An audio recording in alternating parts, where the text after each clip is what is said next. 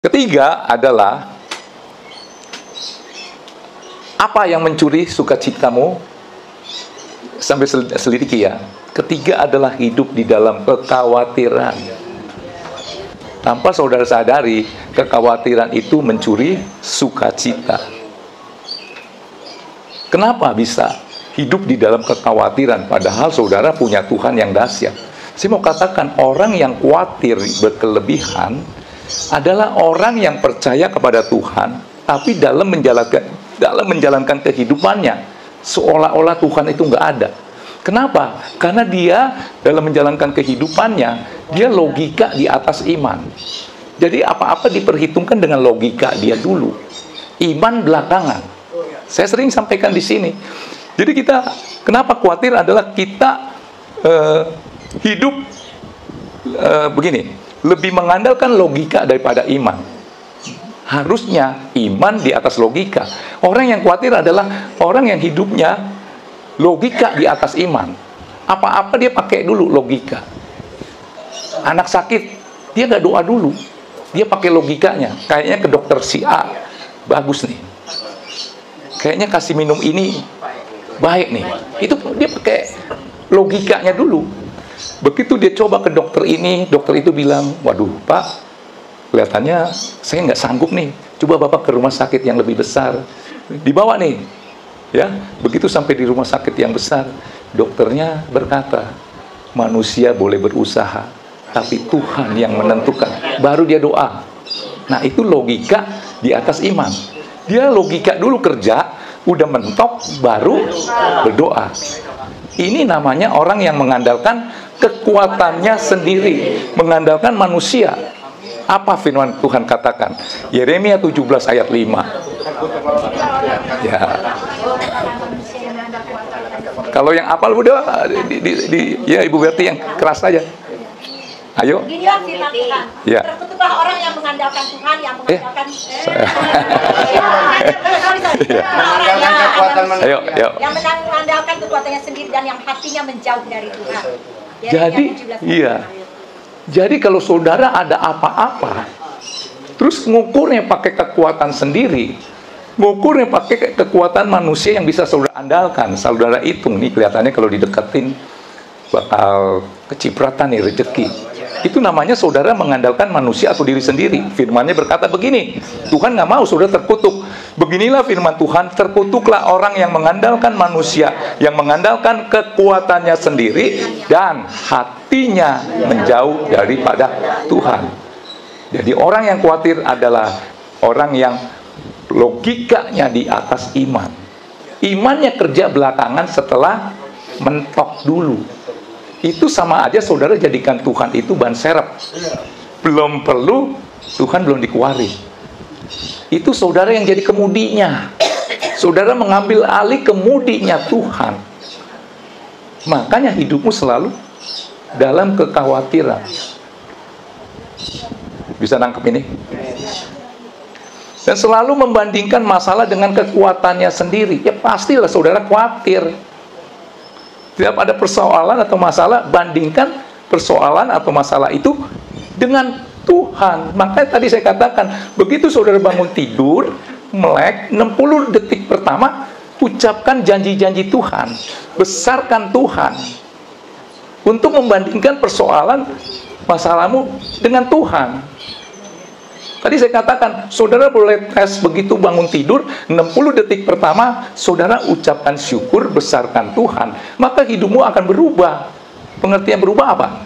Saudara udah gak khawatir lagi. Perkatakan janji-janji Tuhan. Saya biji matanya Tuhan, Tuhan adalah gembalaku, yang baik akan kekurangan aku. Ucapkan itu, bukan yang ngomel. Ada gak di sini begitu bangun tidur, ingatnya sama dendam, ingatnya sama musuh, ingatnya sama persoalan, masalah, sakit hatimu. Jujur, Tuhan itu suka dengan orang yang jujur. Saya mau katakan keterbukaan adalah awal daripada pemulihan. Makanya begitu saudara melek, ucapkan syukur dulu yang itu-itu. Kan tadi saya bilang, udah 60 detik, mau ngomel terserahlah. Itu saudara ungkapkan, Tuhan, jujur nih Tuhan, saya hari ini sebenarnya, kemarin, saya sebenarnya sakit hati nih. Nah itu ungkapan. curhat sama Tuhan. Tapi saudara udah kasih porsi Tuhan dengan mengucap syukur ya tadi 60 detik. Maka hidupmu pasti berubah.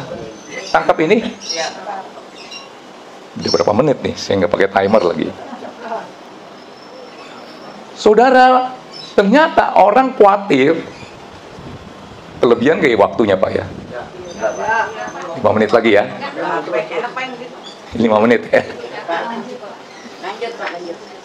Orang khawatir, ternyata ini kita jadi kayak orang bodoh. 92% terhadap sesuatu yang tidak pernah terjadi. Jadi dia khawatir sesuatu, setelah diselidiki 92% itu tidak pernah terjadi. Saya ambil contoh. Saya pergi keluar kota, saya bawa mobil. Karena saya pergi keluar kota, saya persiapkan kendaraan saya dengan baik.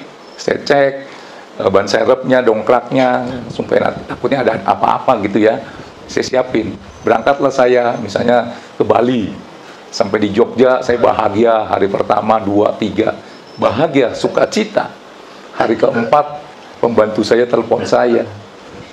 Pak, itu dongkrak sama ban serepnya. Kok nggak dibawa? Saudara tahu, begitu saya mendengar berita itu, jadi kepikiran saya. Nah ini yang saya katakan, 92% khawatir terhadap yang tidak pernah terjadi. Jadi kepikiran saya. Kalau naik mobil, begitu dia oleng dikit, jangan-jangan ban saya kempes. Kok saya nggak mikir selama 1 tahun, ban serep saya itu tidak pernah turun. Sudah nangkap ini? Kenapa saya bisa khawatir seperti itu? Karena saya fokus di masalah di bank. Jadi kalau ada waduh, gawat nih. Tadi yang gilas apa ya? Kenapa? Ya, karena saya fokus di masalah. Sudah nangkap ini? Kesaksian saya ya, dikit ya. Beberapa, ya sebulan yang lalu, kunci mobil BRV saya hilang nih. Dan saya yakin kunci mobil BRV saya itu hilangnya di rumah. Karena mobilnya udah ada di dalam rumah. Jadi suatu hari saya mau pakai itu mobil, kok kuncinya nggak ada. Dicarilah. Satu rumah itu diubek-ubek. Ya. Nah, di kunci mobil itu ada STNK. Saya bisa dong pakai serep. Tiap bangun tidur, kok hati saya gelisah ya. Biasanya saya suka tanya sama Tuhan, ada apa ya Tuhan? Ternyata saya di sininya mikirin apa, tahu gak? Kunci BRV kemana ya? Bener ini. Sehari, 2 hari, 3 hari, ubek-ubek sampai ya di porak-poranda semuanya, nggak ketemu. Curhat saya sama Tuhan. Tuhan, kayaknya gini-gini nih ngeganggu hati saya nih. Tuhan ingetin dong satu firman. Perkara ini saya bawa ke tangan Tuhan. Keluar tuh firman. Mintalah, maka kau akan diberi. Habis minta, carilah. Kamu akan mendapat. Ya. Terus akhirnya, oh iya, udah saya minta dong. Doanya saya khusus. Saya minta Tuhan supaya ketemu itu kunci. Mintalah, maka kau akan diberi. Habis itu saya diem-diem aja, tiba-tiba jatuh kunci. Ya enggak, carilah. Betul enggak? Tuhan, perasaan saya udah cari nih, kesana kesini, kesana sini. Berarti saya udah memenuhi 2 unsur ya. Minta, diberi. Cari, kamu akan mendapat. Saya udah ngomong begitu sama Tuhan. Udah Tuhan, saya cari kemana-mana. Oke. Hari Minggu, jadi udah berapa hari nih? Udah 5 hari lah. Udah nyari sana, nyari sini, nggak ketemu. Seperti putus asa. Saya ingat waktu itu hari Minggu atau hari apa ya. Saya turun, saya kan tidur di lantai atas. Saya turun, saya lihat kok ada kunci. Kunci mobil yang dicari-cari ada di meja lah gitu ya. Pembantu saya nanya, Pak, ketemu kunci itu di mana? Loh, enggak, bukan saya yang ketemuin. Kok bisa? Karena dia juga sibuk kan nyari-nyari sana. Kok bisa ketemu? Dia pengen tahu nih. Jangan-jangan saya pikun gitu, gimana? Dia pengen tahu. Ini pembantu saya.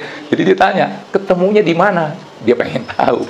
Saya bilang bukan saya. Loh, siapa yang taruh di sini? Selidik punya selidik. Ternyata kunci itu ditemukan oleh anak saya. Kenapa? Nah ternyata kunci itu jatuh ke dalam tas buat main badminton. Tersimpan di situ berhari-hari sampai anak saya mau olahraga lagi, dia keluarin kan baju buat badminton. Loh, kok ada kunci di sini? Saudara berpikir, lah kebetulan, saya mau katakan nggak ada yang kebetulan. Mungkin kalau saya nggak berdoa, nggak ketemu tuh kunci. Betul nggak? Karena saya berdoa, tadi dua unsur ya, berdoa minta. Terus saya cari, udah saya cari.